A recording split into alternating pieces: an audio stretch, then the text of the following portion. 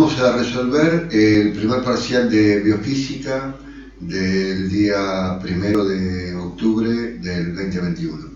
El ejercicio número 1 dice: el cuerpo de la figura de 18 kilos de masa se encuentra en una superficie horizontal con rozamiento. La fuerza de rozamiento tiene un módulo de 31,25. Se le aplica una fuerza F en un ángulo de 47 grados con la horizontal. Como consecuencia, el cuerpo se mueve con una aceleración de 3 metros sobre segundos cuadrados. Utilizando la aceleración gravitatoria, se redondea a 10 metros sobre segundos cuadrados, usando el punto como separador decimal y 3 cifras decimales significativas en su respuesta. Bueno, me dice, entonces el módulo de la fuerza aplicada es en Newton y tenemos que averiguarlo. Bueno, vemos en el esquema que podemos descomponer las fuerzas que nos están dando, ¿sí?, en dos direcciones. Una en la dirección del eje X y la otra en la dirección del eje Y, que en este caso no nos interesa. Por otro lado, bueno, sabemos que el cuerpo tiene un peso, ¿sí? Va a haber una reacción normal del plano, ¿no? Y la que me interesa es la fuerza de rozamiento, que dibujamos acá, y entonces tenemos dos fuerzas que van a ser las que van a producir el movimiento, que son la fuerza de roce y la componente de la fuerza en X. Acá tenemos fuerza de roce. La sumatoria de fuerzas en X va a ser igual a la masa por la aceleración. Y en X tengo la fuerza en X a favor del movimiento menos la fuerza de roce igual a la masa por la aceleración. La fuerza en X es la fuerza por el coseno del ángulo y va a ser igual a la masa por la aceleración más la fuerza de rozamiento que me la dan. Así que la fuerza va a ser igual a la masa, que es de 18 kilogramos por la aceleración de 3 metros sobre segundos cuadrados, más la fuerza de roce, que vale 31,25 newton, y todo esto lo dividimos por el coseno del ángulo, que vale 47 grados. Esto nos da 250 aproximadamente newton.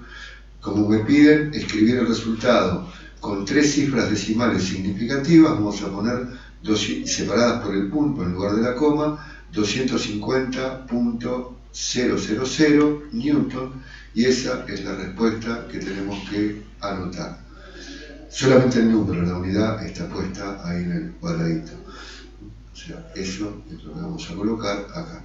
Pasamos al problema número 2. Bueno, el problema 2 es un problema sobre el trabajo y energía, conservación de la energía. Dice que un bloque de 24 kilogramos desciende por un plano inclinado con rozamiento. El bloque parte del reposo desde una altura de 24 metros y llega a la base del plano con una velocidad final de 5 metros sobre segundos. Entonces se puede afirmar que, vamos a averiguar, en primer lugar, el trabajo de la fuerza, de todas las fuerzas no conservativas, o sea, de la fuerza de roce en realidad, en este caso es la única no conservativa, no hay una fuerza externa, va a ser igual esto a la variación de energía mecánica, es decir, la energía mecánica final menos la energía mecánica inicial.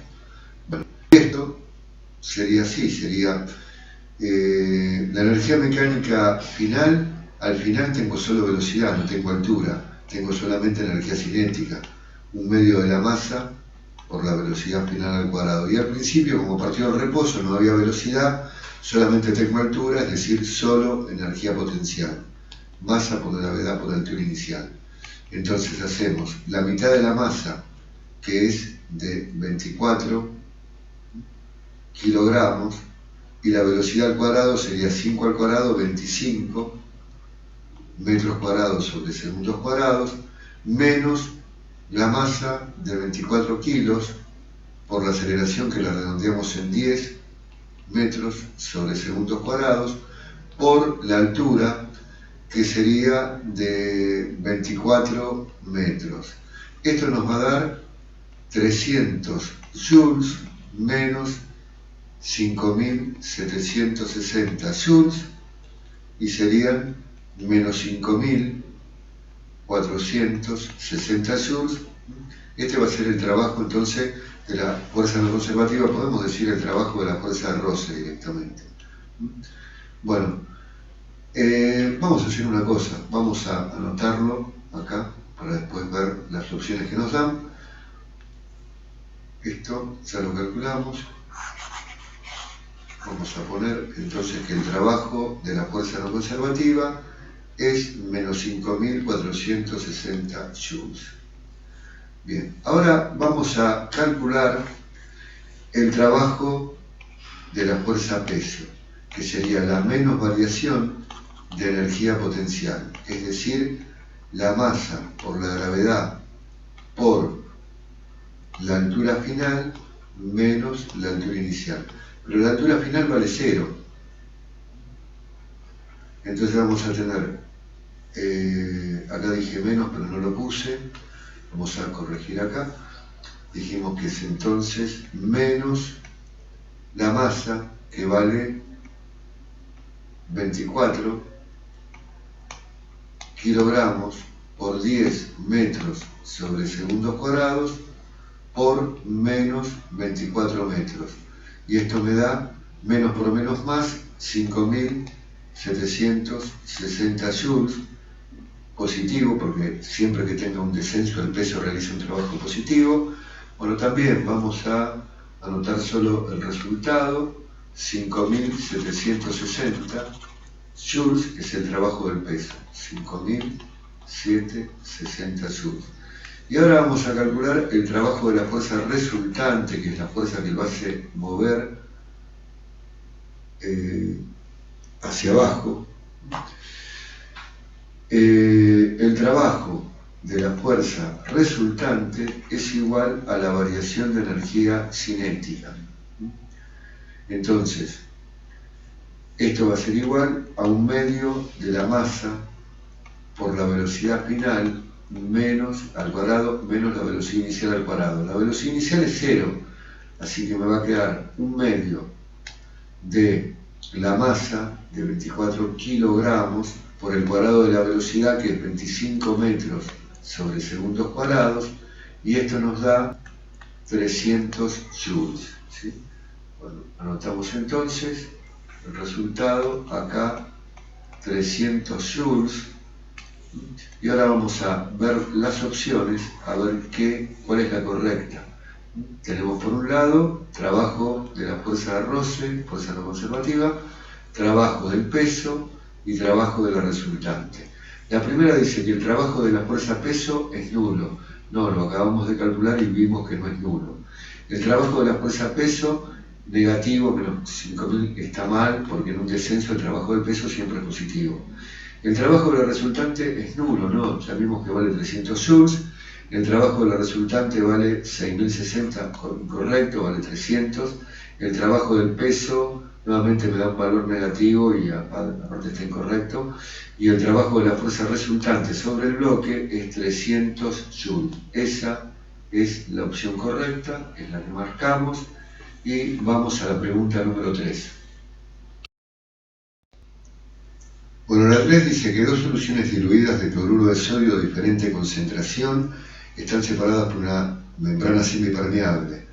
Entre ellas existe una diferencia de presión osmótica, delta pi. La diferencia de presión osmótica aumentará así. Bueno, recordemos acá la fórmula de diferencia de presión osmótica, que va a ser igual a la diferencia de concentración. Vamos a poner diferencia de concentración osmolar por R por T.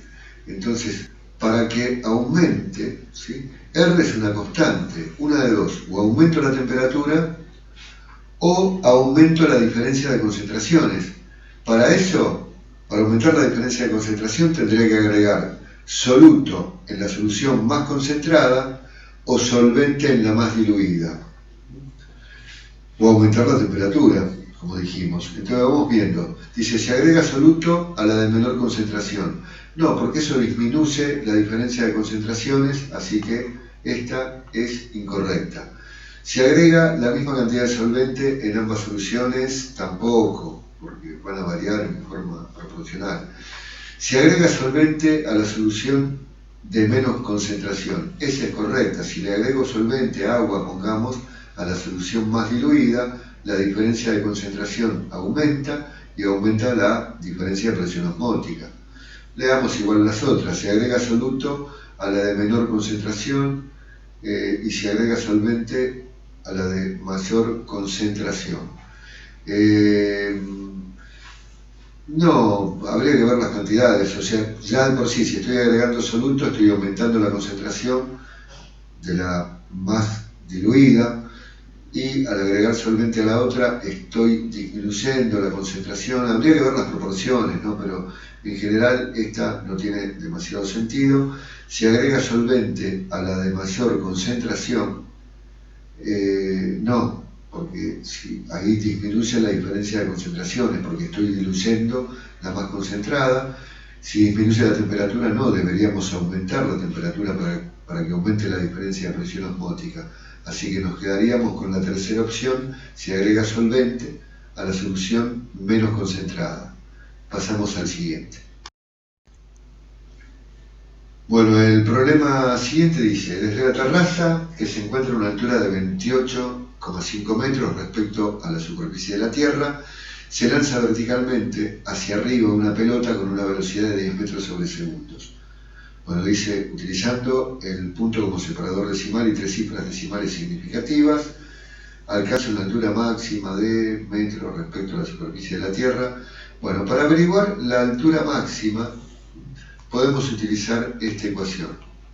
La altura máxima va a ser igual a la velocidad inicial elevado al cuadrado dividido el doble del módulo de la gravedad más la altura inicial. Así que, bueno, vamos a hacer, la velocidad es 10 metros sobre segundos elevados al cuadrado. Como no me dicen nada, vamos a usar G 9,8 metros sobre segundos cuadrados, más la altura inicial, que es de 28,5 metros. Esto nos va a dar 33,602 metros. Ahí tenemos las 3 cifras decimales significativas, así que ponemos 33,602. Y esa es la respuesta. Pasamos al próximo. Bien, el problema que sigue dice, un operario mueve la caja de la figura en la dirección vertical. Se la puede subir o la puede bajar. Si llamamos T a la tensión, a la fuerza que ejerce el operario, y P al peso de la caja, elija la única opción correcta. Analicemos primero un poco. O sea, si la tensión T, si la fuerza que ejerce el operario es igual al peso, pueden ocurrir dos cosas. O bien está en reposo, ¿sí? En reposo, o sea, en equilibrio, reposo, o se mueve con movimiento rectilíneo uniforme, o sea, con velocidad constante, o sea, sin aceleración. Si la tensión es mayor que el peso, va a adquirir una aceleración, porque va a haber una resultante no nula, entonces sube acelerando. Y si la tensión es menor que el peso, va a moverse al revés, o sea, baja acelerando. Entonces vamos a ver las opciones. ¿Qué nos dicen? Dice, si la tensión es mayor que el peso, baja a velocidad constante, no. Si es menor que el peso, sube a velocidad constante, no. Si la tensión es menor que el peso, baja, ¿no? Porque subiría. Y a velocidad constante no, va a tener aceleración. Si la tensión es igual al peso, se encuentra en reposo, es una posibilidad. Así que esta la tildaría como correcta. Es una posibilidad. Si la tensión es igual al peso, o está en reposo, o está, digamos, moviéndose, pero con velocidad constante. Si la tensión es mayor que el peso, sube con velocidad constante, incorrecto. Sube acelerando. Y si es igual al peso, se mueve aumentando su velocidad. No, tendría velocidad constante. Así que la correcta es: la caja se encuentra en reposo. Pasamos al próximo. Bueno, me dice el problema que la sangre, me da la densidad, fluye horizontalmente a través de una arteria con una velocidad de 0,11 metros por segundo. En una parte de la arteria se ensancha debido a la debilidad de su pared, siendo su sección transversal un 40% mayor que la sección normal. Si ocurre esto, ¿no? Acá tengo un ensanchamiento. Bueno, por el principio de continuidad, podemos averiguar con qué velocidad pasa por la parte más ancha. Acá vamos a tener B1 y acá B2, ¿sí? Acá tengo un área A y acá es un 40% mayor, o sea, un 40% va a ser el 1,4A. Por el principio de continuidad, la velocidad 1 por el área va a ser igual a la velocidad 2 por 1,4A. El área no la conozco ni me interesa, la simplifico y me queda entonces que la velocidad en la parte más ancha es la velocidad 1 dividido 1.4. Cuando hacemos 0,11 dividido 1.4, obtenemos una velocidad que es 0,07857 metros sobre segundos.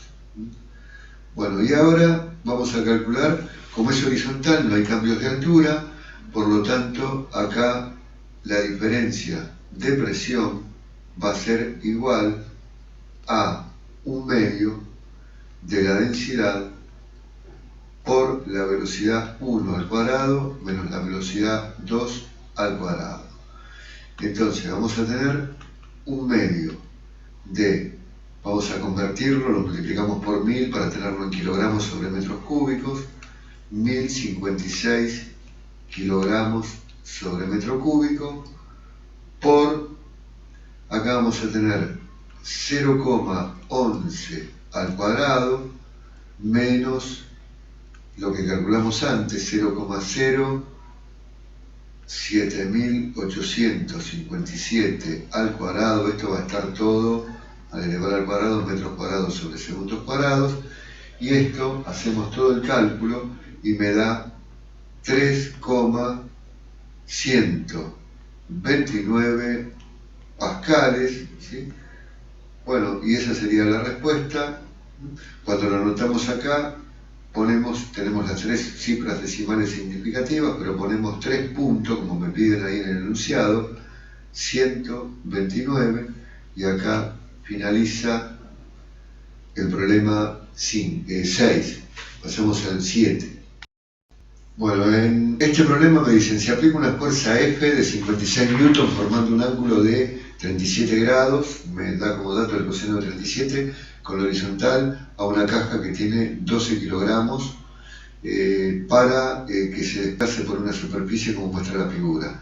En esas condiciones la caja recorre 546,67 metros en 20 segundos.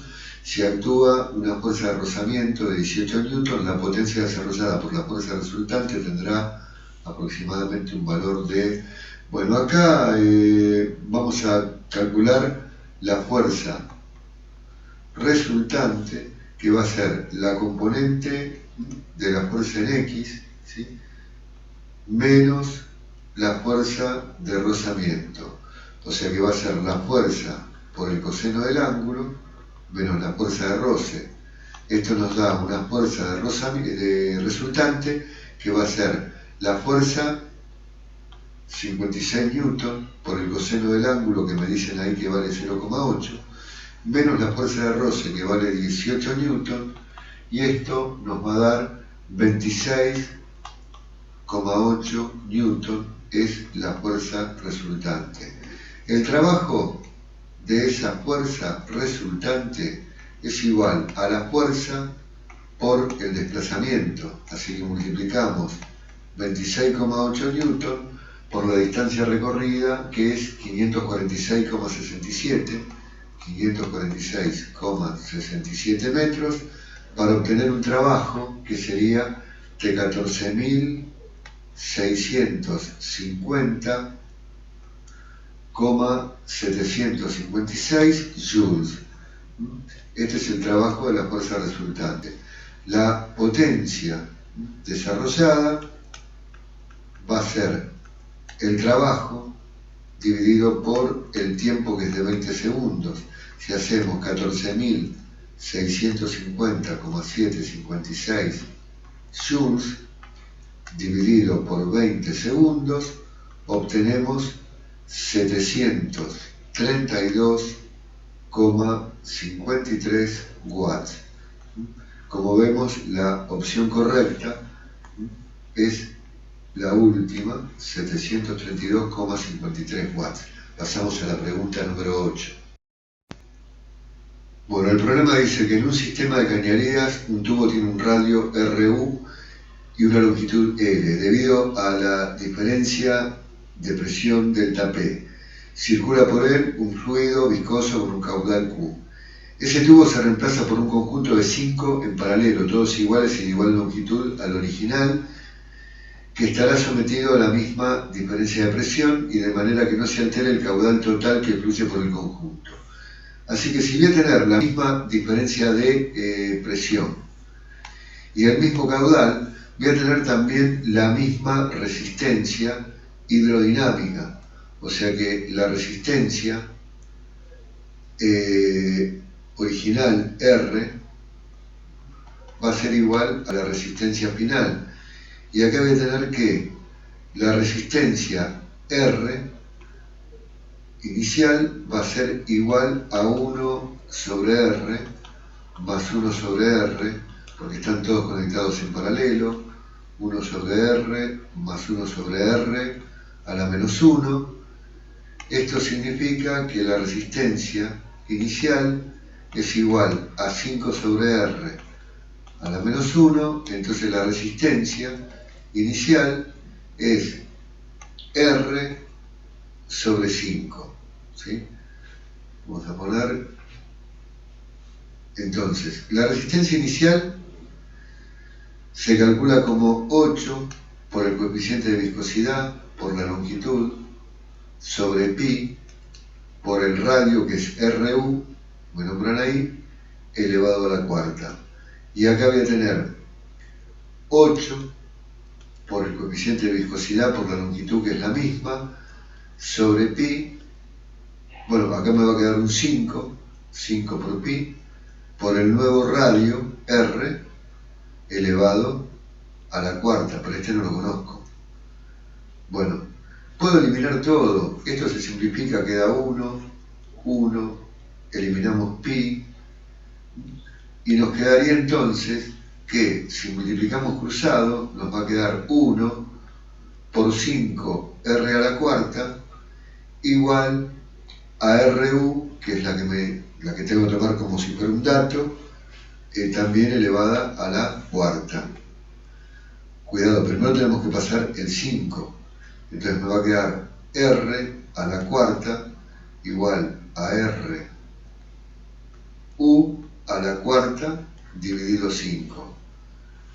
Entonces, ahora vamos a poner que R es igual a la raíz cuarta de RU, que era la que me daban, dividido 5, RU a la cuarta.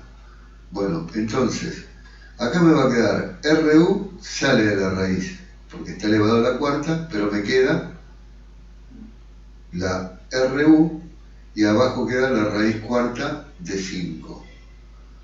Así que si nosotros hacemos 1 dividido la raíz cuarta de 5, me queda 0, redondeando, 669 RU.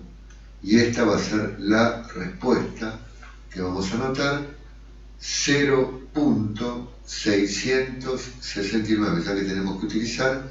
Bueno, acá había que desplegar el menú y había opciones, no las tengo acá, pero sin duda esa es la respuesta correcta. Pasamos al siguiente. Bueno, se trata de un problema de hidroestática. Tenemos un depósito cerrado que contiene agua y un gas en la parte superior. Una tubería lateral sirve para medir la presión del gas. Si la presión atmosférica a la cual está abierta la tubería es de una atmósfera, que serían 1000 hectopascales y 1000 pascales, la altura del agua en el interior es de 6,5 metros y la columna de agua en la tubería de 39 metros, utilizando la gravedad igual a 10, el punto como separador decimal y 3 cifras decimales significativas, vamos a tener entonces que la presión absoluta del gas en el interior es, bueno, fácil, porque igualamos las dos columnas. En interior vamos a tener la presión del gas más la densidad por la gravedad por la altura 1 igual a la presión atmosférica más la densidad por la gravedad por la altura 2. Entonces la presión del gas va a ser igual a la presión atmosférica más la densidad por la gravedad por la altura 2 menos la densidad por la gravedad por la altura 1. Esto nos daría presión del gas, presión atmosférica, más la densidad por la gravedad por la altura 2 menos la altura 1. Bueno, entonces la presión del gas va a ser igual a 100.000 pascales más la densidad, que sería de 1000 kilogramos sobre metro cúbico por 10 metros sobre segundos cuadrados, y 39 menos 6,5 me da 32,5 metros, que es la diferencia de altura. Así que tenemos entonces 100.000 pascales más, acá tenemos 325.000 pascales, 425.000 pascales, que serían 4.250 hectopascales, y con 3 cifras significativas, con 3 cifras decimales significativas, serían, y con punto para separar decimales, 4.250.000 hectopascales. Y ese es el resultado que tenemos que anotar acá. O sea, 4.250.000. Los ceros ubicados después de la coma decimal, o del punto decimal en este caso, se consideran significativos, así que eso sería lo correcto. No tiene mucho sentido, yo hubiera anotado 4.250, pero bueno, así lo están pidiendo. Pasemos al próximo. Bien, el último problema de este parcial se trata de un problema de encuentro.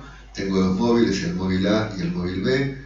Dice que el móvil A pasa por el origen de coordenadas en t0 igual 1 hora, con una velocidad constante de 40 km por hora en el sentido positivo del eje de posiciones, mientras que B pasa en t igual 0 por 73,5 kilómetros y se dirige al origen de coordenadas con una velocidad uniforme del módulo 50, pero la vamos a tomar como negativa porque va en sentido contrario.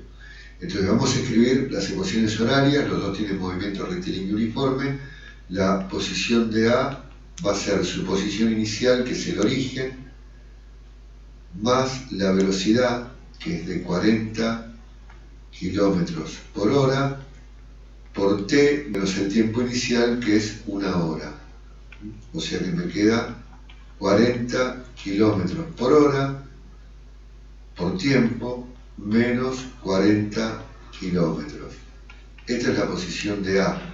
Y para el B, la posición sería su posición inicial, que es 73,5 kilómetros, la velocidad es negativa, menos 50 kilómetros por hora, por t menos 0, o sea, por tiempo.